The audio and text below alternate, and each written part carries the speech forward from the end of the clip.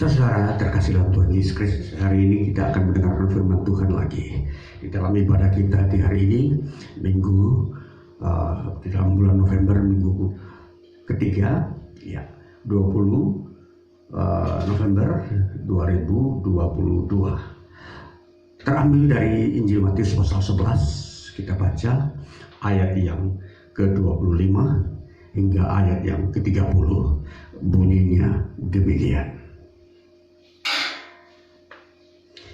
Ajakan juru selamat. Pada waktu itu berkatalah Yesus, "Aku bersyukur kepadamu, Bapa, Tuhan langit dan bumi, karena semuanya itu Engkau sembunyikan bagi orang bijak dan orang pandai, tetapi Engkau nyatakan kepada orang kecil. Ya Bapa, itulah yang berkenan kepadamu. Semua telah diserahkan kepadaku oleh Bapakku, dan tidak seorang pun mengenal anak selain Bapa, dan tidak seorang pun mengenal Bapa selain anak, dan orang yang kepadanya anak itu berkenan menyatakannya.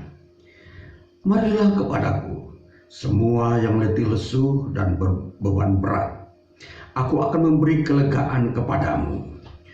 Pikulah kuk yang kupasang, dan belajarlah padaku, karena aku lemah lembut dan rendah hati, dan jiwamu akan mendapat ketenangan.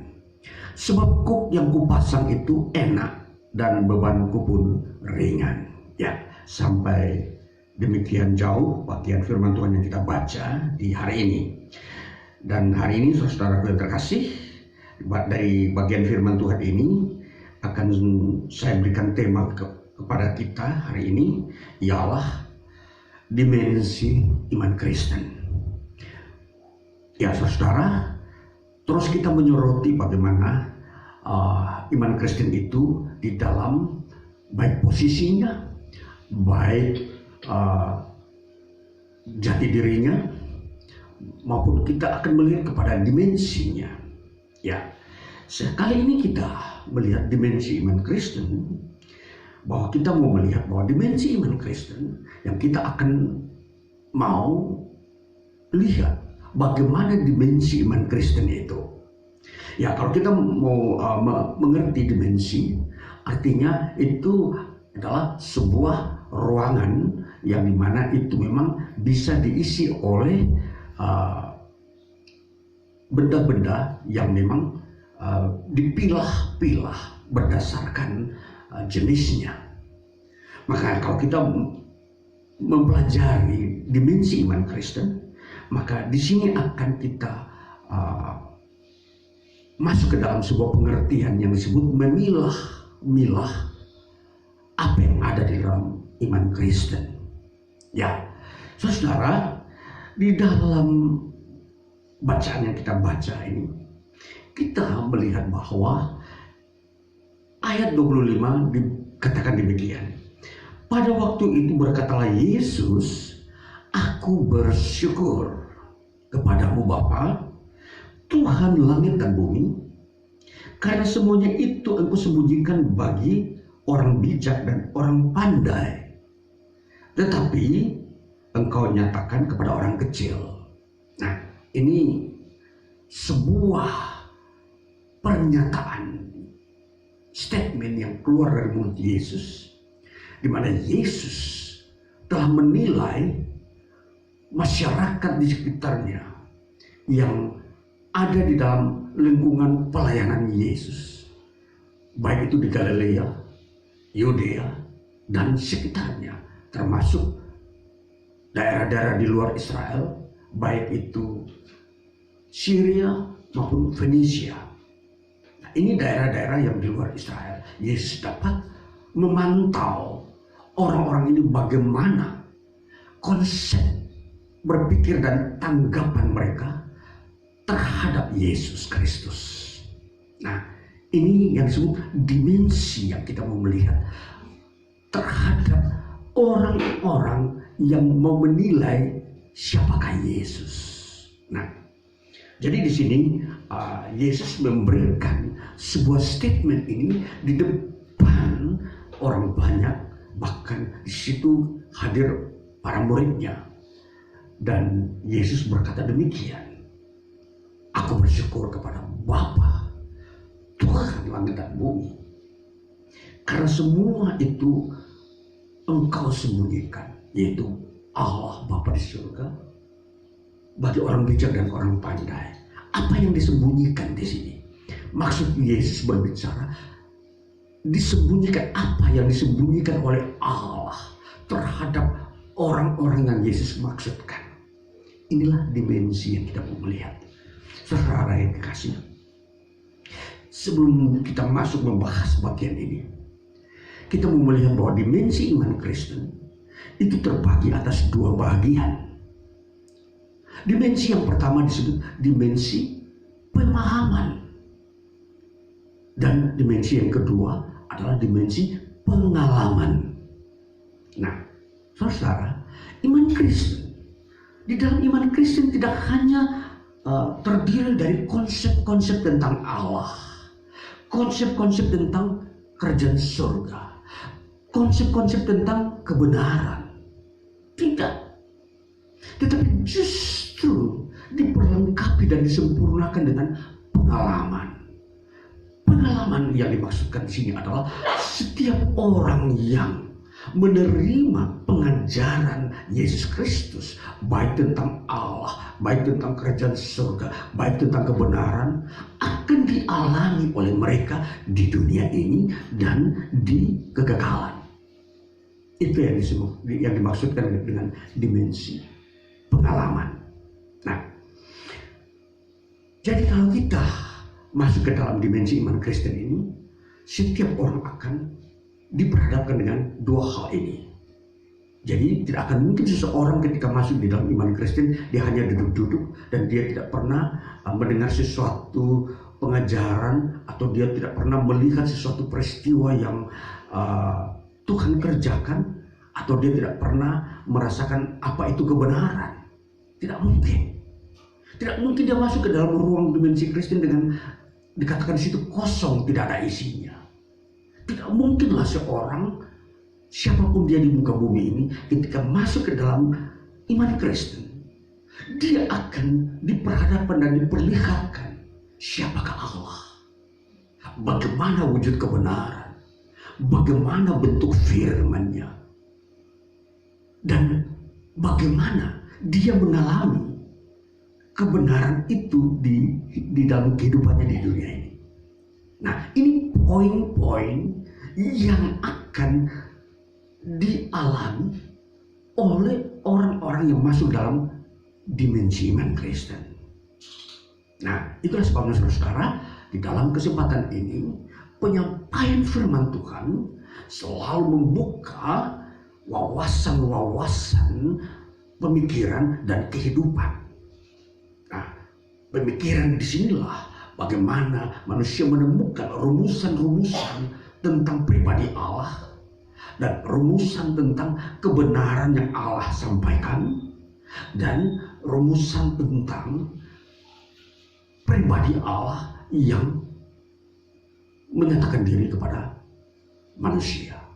Itu ada dalam iman Kristen.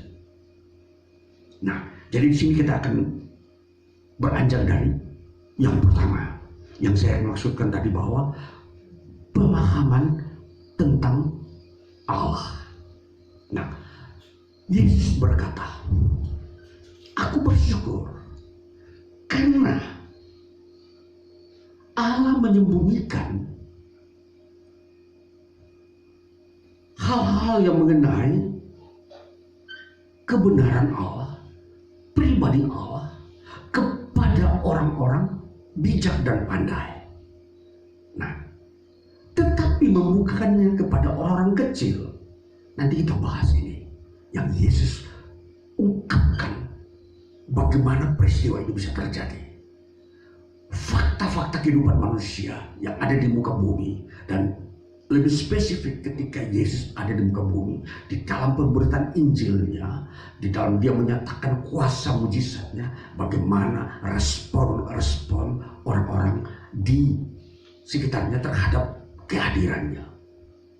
Nah, itulah sebabnya Yesus membagi dua golongan manusia, yaitu golongan yang bijak dan pandai, dan golongan yang orang kecil. Nah, dua golongan ini Yesus membagikan sebagai fakta bahwa mereka itu bagaimana cara memberi respon terhadap Yesus, terhadap pengajaran Yesus, terhadap mujizat-mujizat yang Yesus lakukan. Nah, ternyata Yesus katakan orang bijak dan orang pandai tidak dibukakan pengenalan mereka terhadap Tuhan. Tetapi justru Tuhan bukakan kepada orang-orang kecil. Apa penyebabnya? Apa penyebab Yesus katakan Tuhan tidak membukakan sebuah pemahaman tentang pribadi Allah?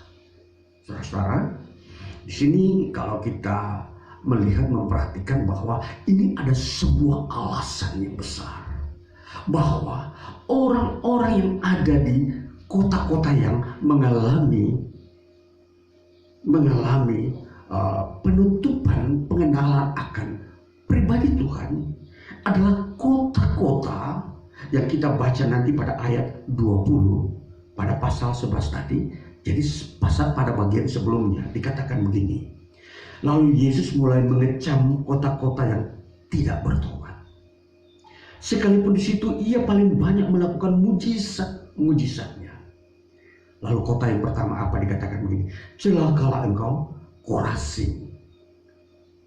Celakalah engkau Betsaida. Kedua. Dan ayat yang selanjutnya ayat 23. Dan engkau Kapernaum, engkau tidak akan dinaikkan sampai ke langit. Tidak, engkau akan diturunkan sampai ke dunia orang mati. Tiga kota ini adalah kota-kota yang tidak dibukakan pengenalan tentang pribadi Tuhan yang ada dalam Yesus Kristus.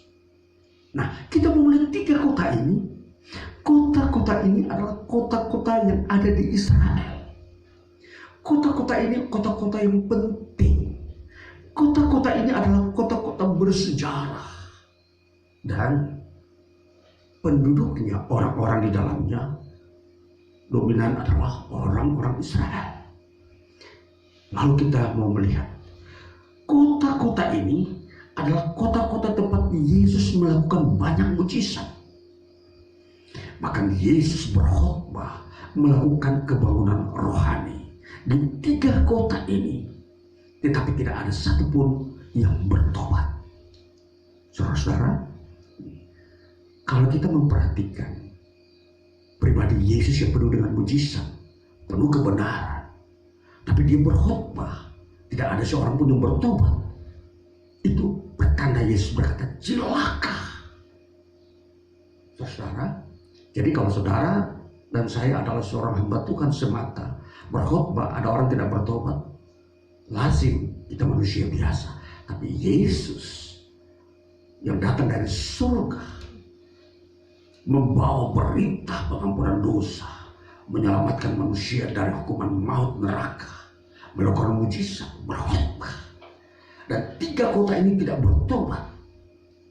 Yesus berkata, celaka, dan engkau akan menuju kepada maut, dan bencana akan menimpa kalian. Saudara, betapa keras kota ini ya. Kota-kota ini dikatakan diisi oleh orang-orang yang pandai, yang bijak. Kita mau menyoroti kepandaian mereka di bidang apa? Kepandaian mereka orang-orang ini adalah orang-orang yang mengandung ajaran mistik. Apa itu mistik? Mistik adalah sebuah ajaran perpaduan atau perkawinan antara ajaran filsafat Plato dengan tradisi Yahudi. Di dalam mistik ini, mereka mengajarkan bagaimana mencari Tuhan melalui sarana perasaan. Jadi pendekatan melalui perasaan itu yang ditekankan dan dipakai untuk menyatakan bahwa Tuhan itu ada.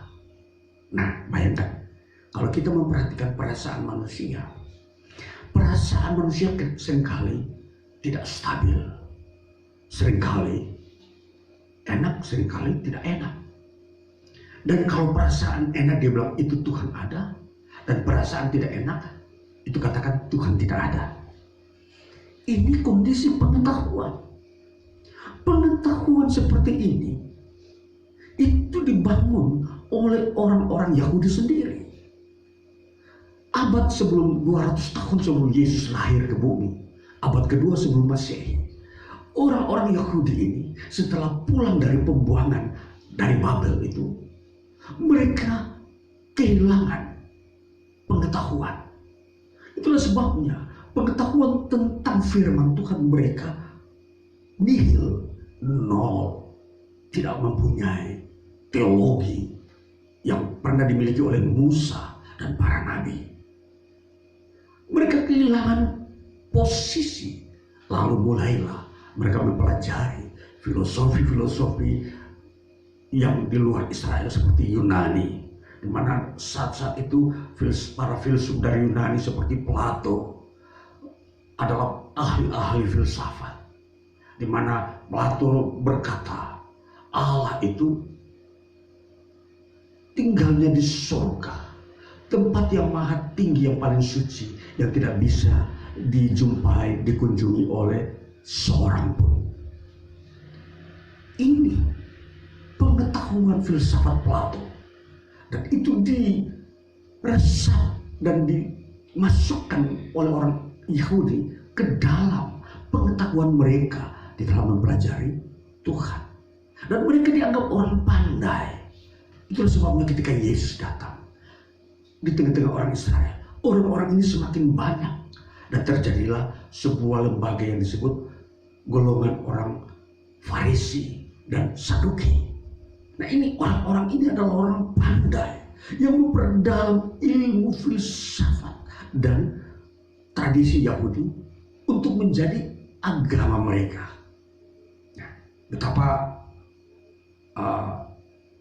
mengenaskan, saudara, orang-orang yang berketurunan lahir daripada Abraham, yang memiliki warisan iman, yang mengalami pertolongan Tuhan dengan mujizat, namun di dalam praktek hidup mereka menggunakan filsafat. Betapa miris, saudara, generasi seperti ini, generasi yang meremehkan atau buta terhadap kebenaran firman Tuhan. Inilah yang Yesus sebut mereka sebagai orang-orang pandai dan bijak. Ya, jadi dalam konteks ini, kata bijak dan pandai itu memang kata sophos, yang kalau diterjemahkan itu adalah orang-orang berpendidikan filsafat.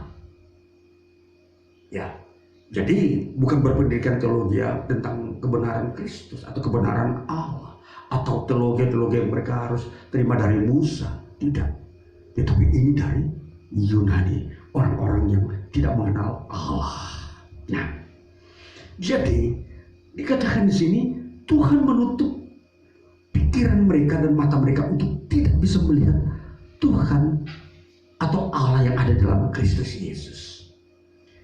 Itulah sebabnya orang-orang inilah yang selalu menentang Kristus Yesus dalam setiap kehadirannya di lingkungan pelayanan Yesus, baik di Galilea dan Yudea.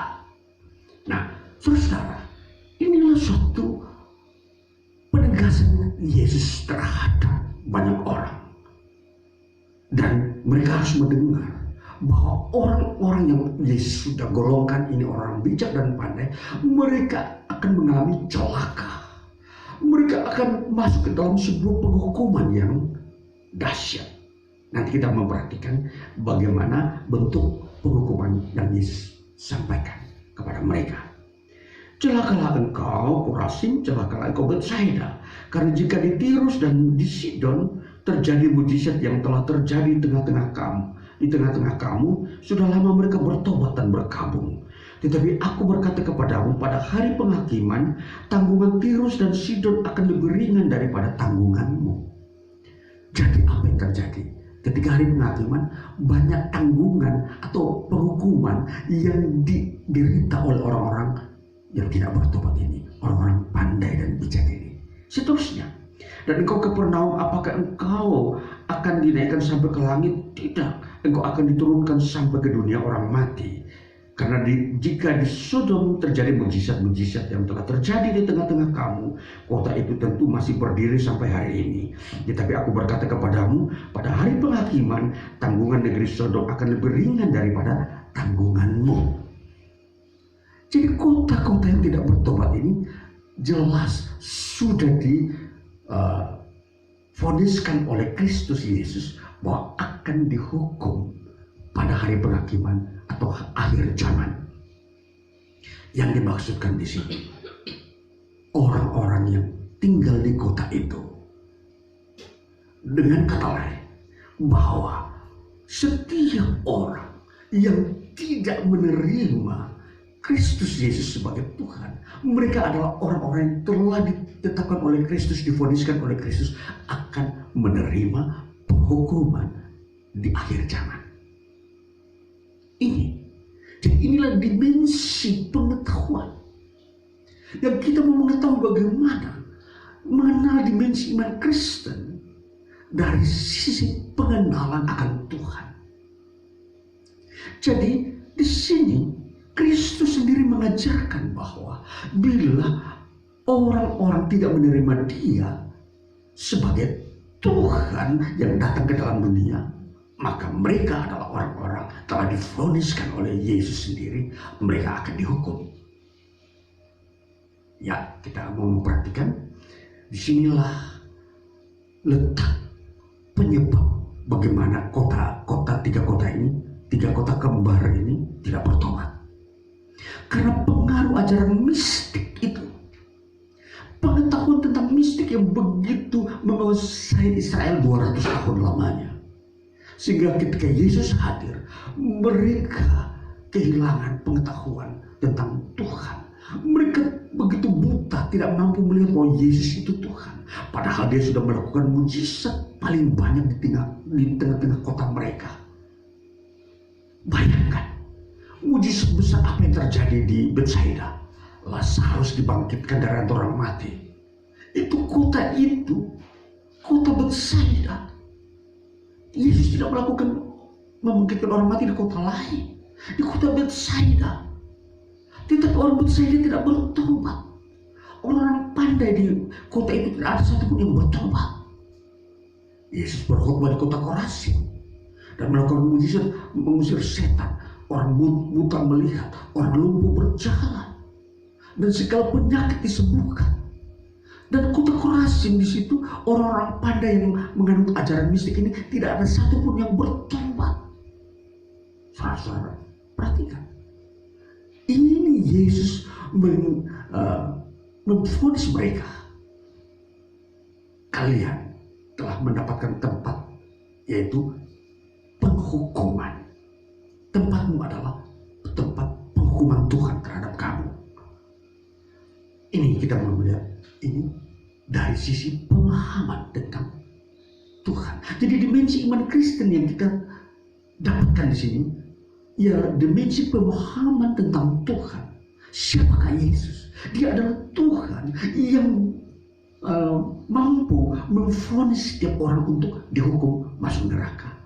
Jadi dia bukan manusia biasa, dia bukan nabi, dia bukan malaikat, tapi dia itu Tuhan.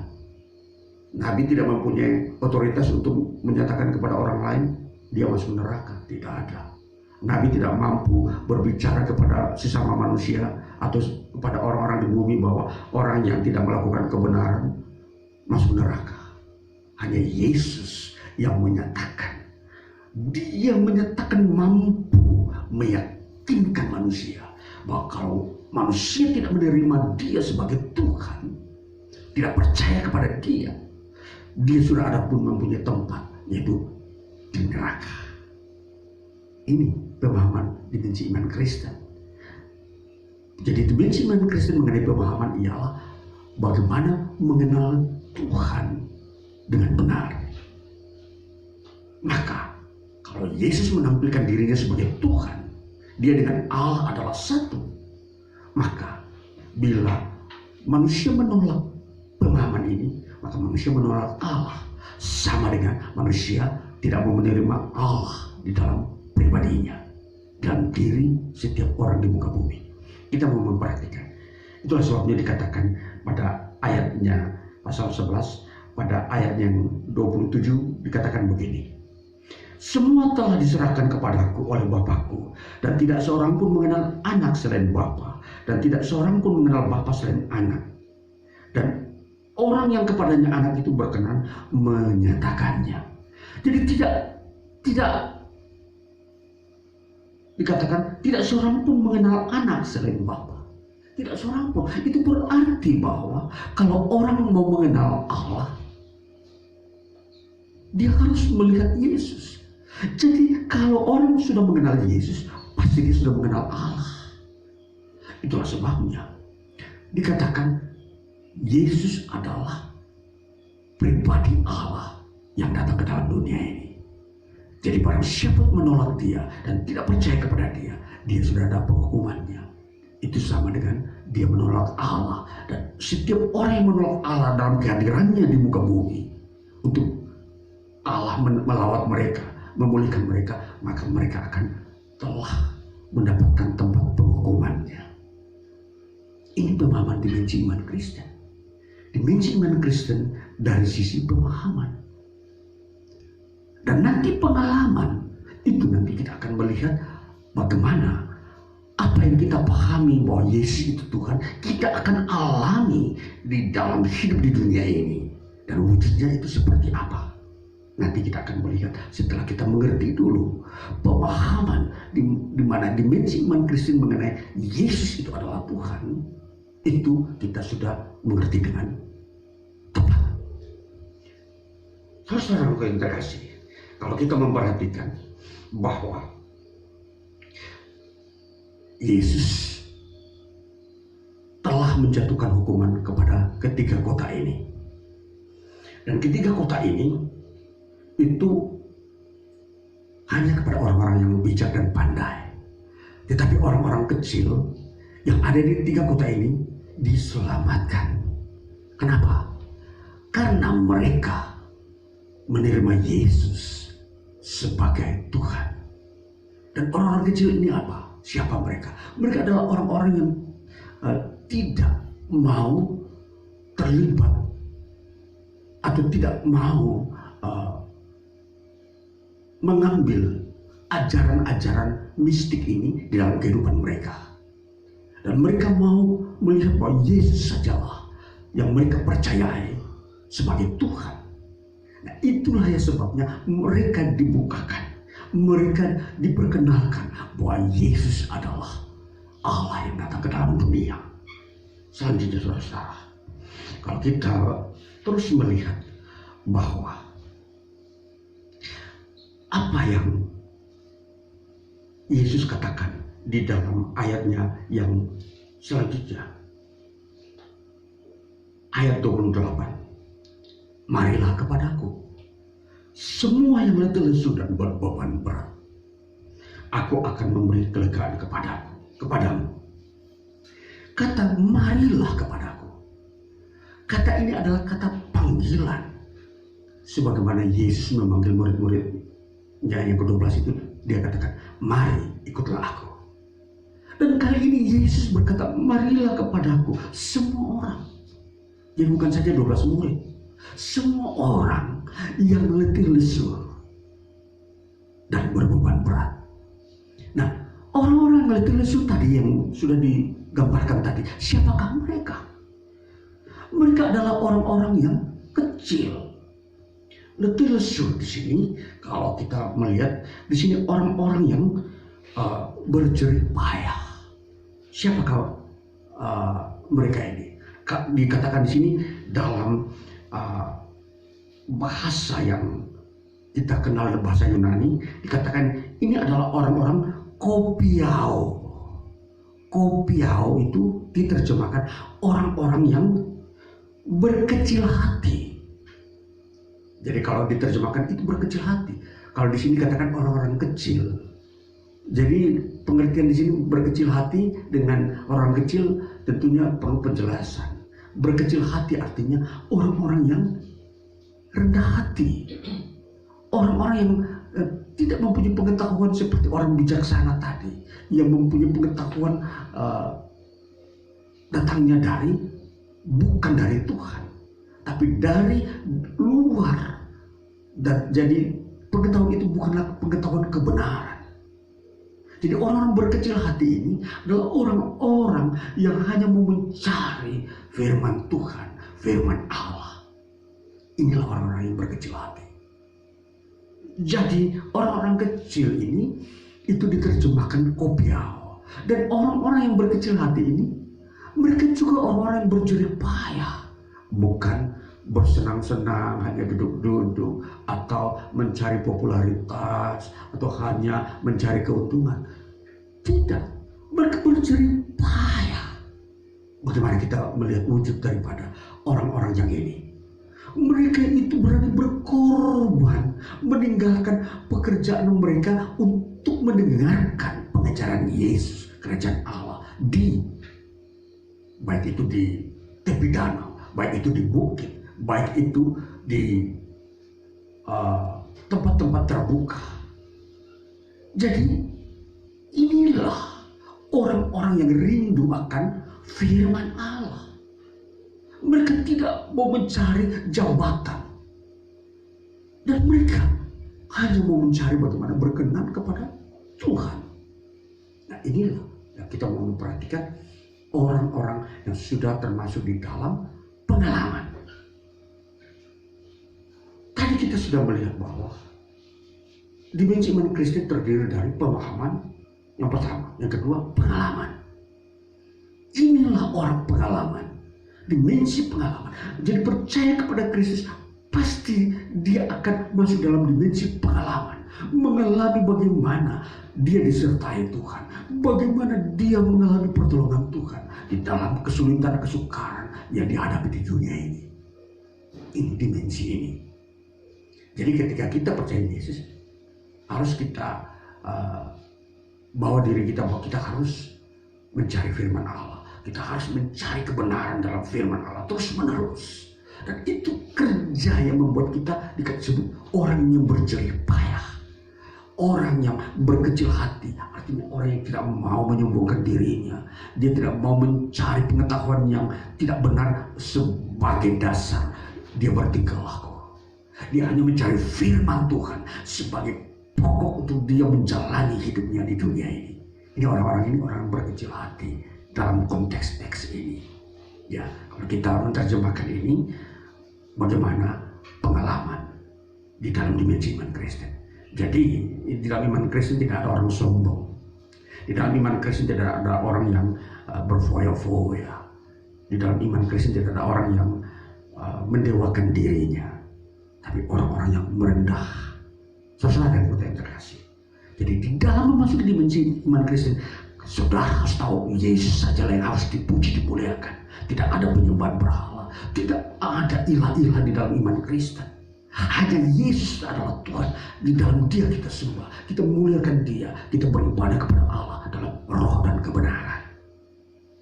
Ini dimensi iman Kristen, baik pemahaman dan pengalaman. Selanjutnya saudara, kalau kita melihat apa yang Yesus katakan, orang-orang yang berkecil hati ini, mereka adalah orang-orang yang akan diberi kelegaan oleh Yesus dalam hidupnya, penuh damai, pemeliharaan kasih Tuhan di tengah dunia, sekalipun dunia itu sedang mengalami amukan-amukan yang membahayakan manusia. Lalu dikatakan lagi, Yesus berkata, belajarlah padaku, karena aku lemah lembut dan rendah hati, dan jiwamu akan mendapat ketenangan.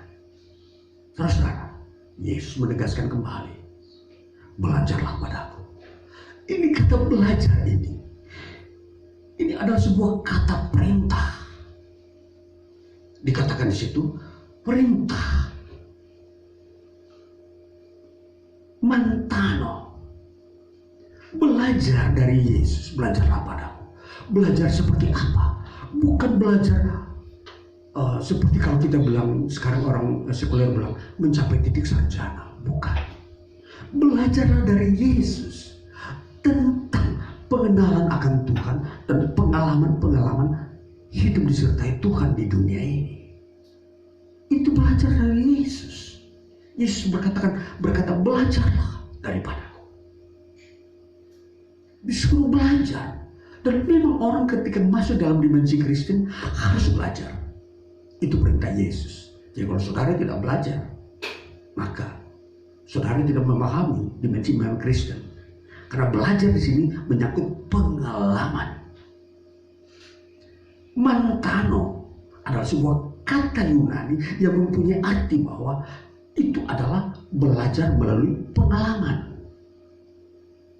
Jadi pengalaman hidup. Kalau ada menghadapi gelombang laut, bagaimana caranya? Yaitu memanggil nama Tuhan. Ketika murid-murid diancam oleh gelombang maut di Danau Galilea, tengah malam angin ribut, mereka hampir mati. Itu pengalaman. Bagaimana cara mengatasinya? Berseru kepada Tuhan Yesus, Tuhan tolonglah kami. Itulah benar pengalaman. Bahwa mereka harus tahu bahwa Yesus itu Tuhan. Kalau mereka tidak memanggil Yesus, mereka mengalami celaka. Nah, itulah sebabnya pengalaman. Belajar berseru memanggil Yesus Tuhan untuk menolong mengatasi permasalahan. Ini punya pengalaman. Jadi kalau saudara beriman kepada Kristus, masuk dalam dunia iman Kristen, saudara harus mempraktekkan ini. Memanggil Tuhan Yesus untuk menolong hidupmu ketika saudara menghadapi krisis atau masalah-masalah berat. Itu pengalaman. Mantano Yesus katakan, belajarlah daripadaku. Karena aku lemah lembut. Aku bukan diktator. Aku itu, Yesus katakan, aku lemah lembut dan rendah hati. Berarti aku ikut bersamamu ketika engkau sedang mengalami tantangan, masalah. Itu Yesus guru, bukan guru yang menyuruh kita menghafal sesuatu yang kita tidak ketahui. Lalu dia meninggalkan kita menghafal sendiri. Dia bukan guru tipe seperti itu. Tapi dia guru yang memperlihatkan bagaimana menyelesaikan sebuah persoalan dalam hidupmu. Dia memberikan jawaban. Jadi jawaban yang saudara cari tidak saudara cari dengan sendirinya. Saudara akan ketemu dalam Yesus Kristus. Yesus membuka jawaban mengenai hidup yang kau tidak tahu di dunia ini. Jadi bertentangan dengan mistik. Apa yang orang Yahudi belajar tentang mistik bertahun-tahun, 200 tahun lamanya. Bagaimana mengenal Allah melalui perasaan. Tidak pernah mereka menemukan Tuhan dalam hidup ini ketika mereka mengandalkan perasaan. Tapi Yesus katakan, belajar daripadaku. Kamu bukan melihat dengan perasaan, tapi melihat dengan mata bahwa Tuhan ada bersamamu. Itu yang Tuhan kehendaki, belajar dari Yesus, bukan dari orang Yunani, bukan dari mistik, bukan dari pengetahuan sekuler yang ada di dunia ini untuk mengenal Tuhan. Belajarlah dari Yesus. Lihatlah Yesus, dia itu Tuhan. Kalau kamu sudah melihat dia, menerima dia sebagai Tuhan, maka kamu akan mudah mengerti tentang Tuhan.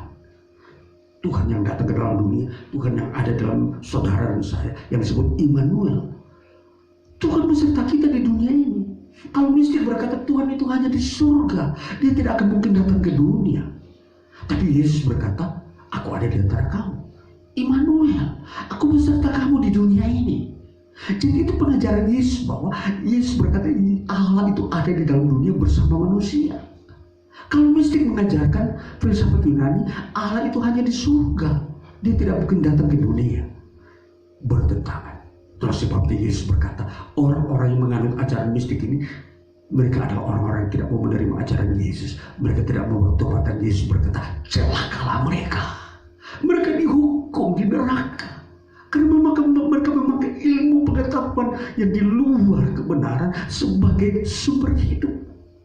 Mereka bercita-cita masuk surga, tetapi pengetahuan yang mereka pakai pengetahuan dari luar surga. Yesus berkata, kamu tidak akan masuk surga, tempatmu di neraka. Demikian.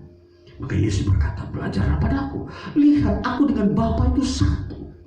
Aku dengan Allah itu satu. Kalau kamu melihat aku, kamu melihat Allah. Maka kalau kamu percaya kepada aku, itu berarti kamu menyembah Allah. Maka Allah telah datang ke dalam dunia. Ini yang Yesus ajarkan. Saudara, belajar daripada Yesus. Ini yang harus kita terima. Itu ajaran Yesus. Jadi kalau kita atau umat manusia tidak menerima Yesus sebagai Tuhan, maka dia tidak mau belajar daripada Yesus. Maka dia belajar daripada di luar Yesus atau bangsa-bangsa yang tidak mempunyai pengetahuan tentang kerajaan surga. Ini saudara yang mencari penekanan di dalam Injil iman Kristen. Bagaimana mengerti dimensi pemahaman dan dimensi pengalaman dalam memandang Yesus Kristus Tuhan. Saudara yang terkasih, jadi kita lihat bahwa ketika kita sudah menjadi Kristen, bahwa kita harus sadar bahwa ketika kita percaya Yesus, kita sudah menyembah Allah. Tidak ada lagi yang lebih sempurna daripada pemahaman ini. Tidak perlu kita mencari yang lain. Tidak ada tambahan yang lain. Karena di sini letak pusat pribadi Allah di dalam Yesus Kristus. Jadi jelas dimensi iman Kristen Allah, dimensi yang mempertemukan Allah dengan manusia. Manusia bisa bertemu dengan Allah dan Allah bisa menyertai manusia. Saudara, hanya di dalam iman Kristen yang berkata Immanuel, artinya Allah menyertai kita. Allah ada di sekitar kita di dunia ini. Walaupun Allah di surga betul, tapi Allah juga ada di dunia ini. Dia menyertai kita sepanjang dunia ini masih ada. Nanti setelah dunia ini tidak ada, baru kembali ke surga, baru dia membawa kita lagi ke surga. Itulah di dalam Yesus Kristus. Inilah sikap yang kita jalani. Dan inilah dimensi iman Kristen seperti itu. Bahwa Allah menyertai kita. Allah mengisi waktu hidup kita di dunia ini.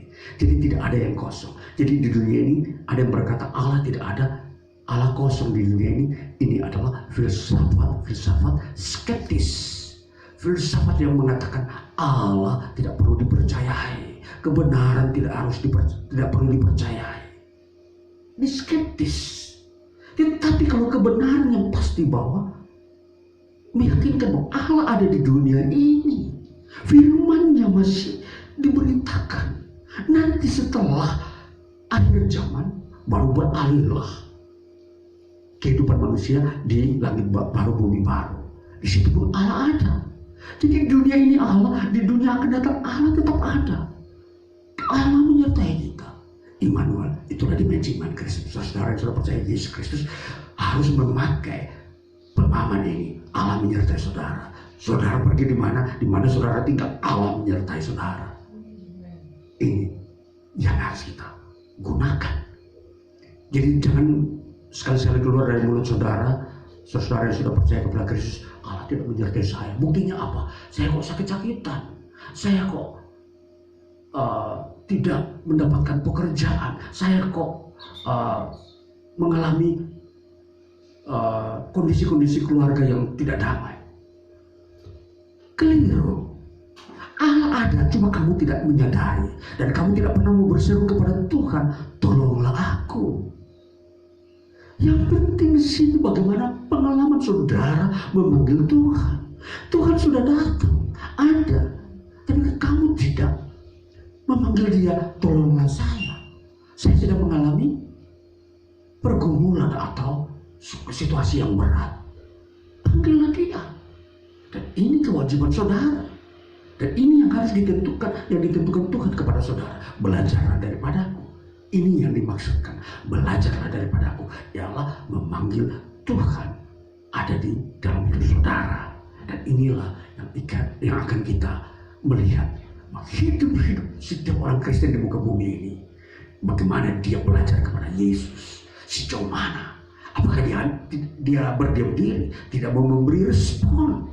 Dia hanya memandang saja begitu. Membiarkan dia berjalan dalam permasalahan. Seringkali saya ketemu dalam dunia orang Kristen. Pikirannya begini. Ketika dia mengalami masalah berat, kesukaran. Dia berkata begini. Allah kan tahu permasalahan saya. Untuk apa lagi saya berdoa meminta? Biarkan Allah sendiri yang datang menolong saya. Saudara, ini pemikiran skeptis. Pemikiran bukan Alkitab. Ini pemikiran filsafat manusia.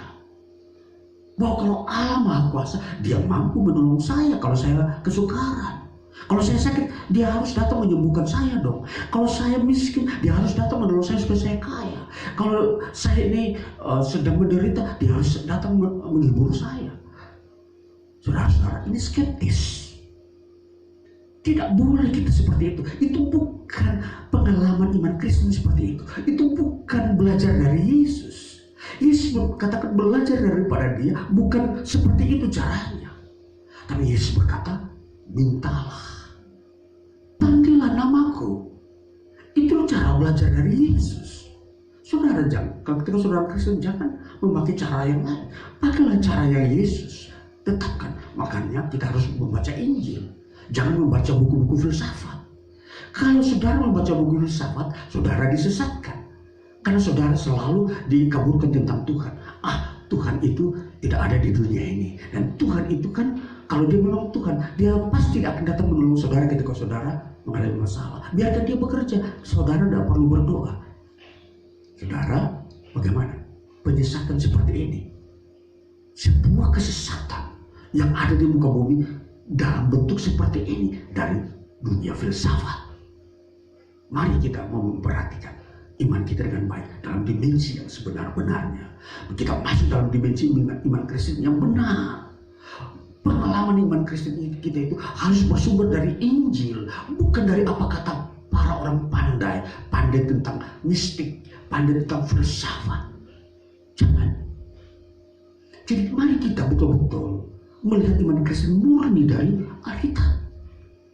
Ya, ada rahasia semua pengalaman murid-murid semua telah dicetuskan. Itulah pengalaman iman Kristen. Jadi di era modern ini betapa banyak kesenjangan telah terjadi. Banyak filsafat telah masuk merasuki pikiran orang-orang Kristen. Sehingga gaya hidup mereka, pola hidup mereka, pengalaman hidup mereka tidak mengandalkan lagi firman. Mereka menganggap bahwa pengetahuanlah yang bisa menolong mereka. Itulah sebabnya banyak orang Kristen yang imannya tidak bagus. Mereka sering menyalahkan Tuhan ketika ada menghadapi masalah. Ketika mereka sakit, mereka berkata, Tuhan tidak menyembuhkan saya. Ketika saya menganggur, mereka berkata, Tuhan tidak memberkati saya. Ketika saya mengalami kesulitan, dikatakan, Tuhan tidak bisa membuat mujizat.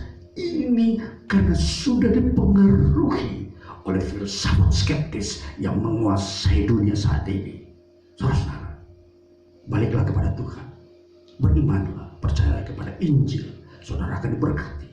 Ketika saudara mengalami kesulitan, berlutut berdoa, itu saudara bersikap belajar dari Yesus.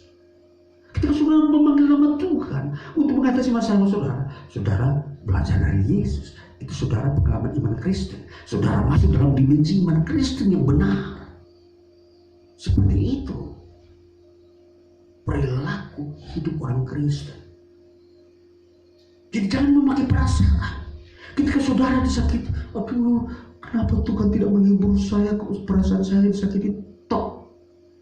Terus menerus air mata ini tidak akan habis-habisnya keluar.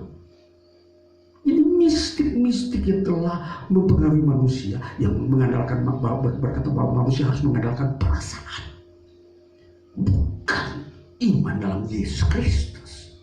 Jadi seringkali sekarang manusia modern ini menampilkan perasaan. Saya ini memiliki perasaan sensitif, jangan diganggu, nanti saya ini menjadi orang yang sakit hati.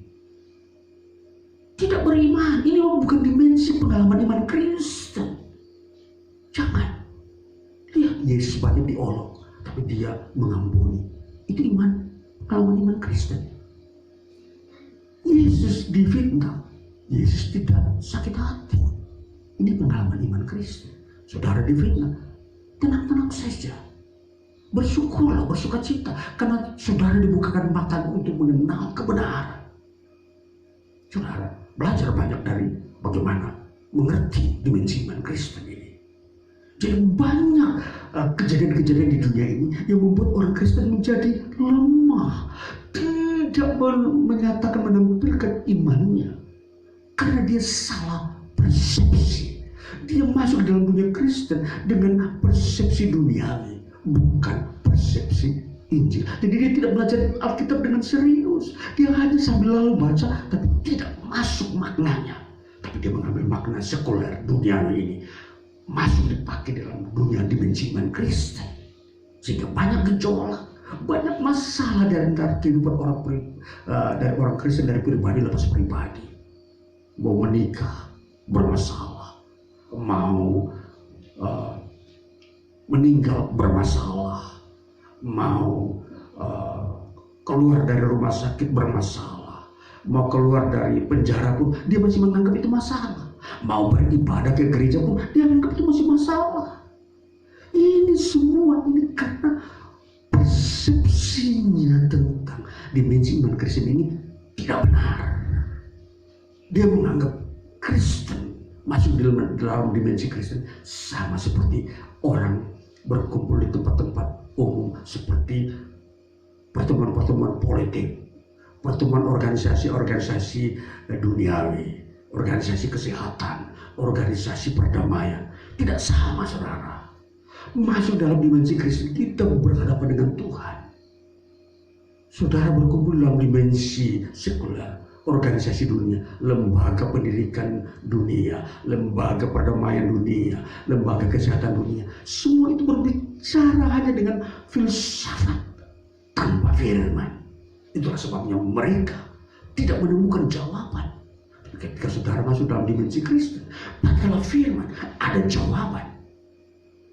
Saudara menghadapi masalah apapun, kalau saudara masuk dalam dimensi yang benar, tepat, ada jawaban. Maka firman Tuhan memberikan kita jawaban yang pasti, yang benar, yang akan saudara dapatkan hanya datang berseru kepada Tuhan Yesus. Saudara, ini berita bagi kita di dalam memasuki masa era-era kesukaran di masa akan datang. Masa akan datang bukanlah warna di mana orang berkata selalu ada damai, selalu ada angin sepoi-sepoi. Suatu waktu angin ribut datang, suatu waktu ada krisis datang.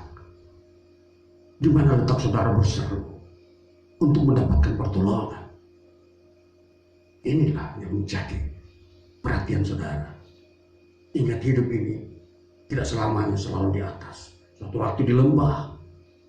Ya, ini sebuah penderitaan. Kesiapan saudara tentang bagaimana masuk dalam dimensi iman Kristen, kalau tidak siap, saudara pun tidak mengerti, tidak menemukan jawaban. Maka apa yang Yesus katakan, mereka tidak dibukakan pengenalan kebenaran, karena mereka telah mengandalkan ilmu pengetahuan mistik sebagai jalan keluar mereka, bukan firman, bukan Kristus. Maka kalau saudara mengandalkan mistik, ketika kesukaran datang, saudara akan mengalami permasalahan, bahkan tidak menemukan jawaban. Ketika saudara mengandalkan Injil, saudara akan menemukan jawaban. Ini yang menjadi perspektif kita. Kita harus mengerti bagaimana melihat berbagai konfigurasi, berbagai varian-varian kehidupan di dunia ini. Kita harus bisa memilih mana yang tepat. Banyak warna, putih mirip dengan abu-abu, putih mirip dengan kuning. Tetapi kalau Tuhan menghendaki pilih putih, janganlah pilih kuning. Kalau Tuhan suruh pilih putih, jangan pilih abu-abu. Saudara, ini warna. Itu sebabnya kebenaran itu menyerupai warna. Seringkali mirip Injil dengan mistik, filsafat mirip dengan teologi Kristen. Tetapi yang benar adalah pilihlah yang benar, datanglah kepada Injil. Itu saudara memilih warna yang benar. Jangan salah pilih, jangan mencampur adukan, tetapi harus memilih murni Injil Yesus Kristus. Berdoa senantiasa. Tuhan Yesus memberkati kita. Haleluya. Amin.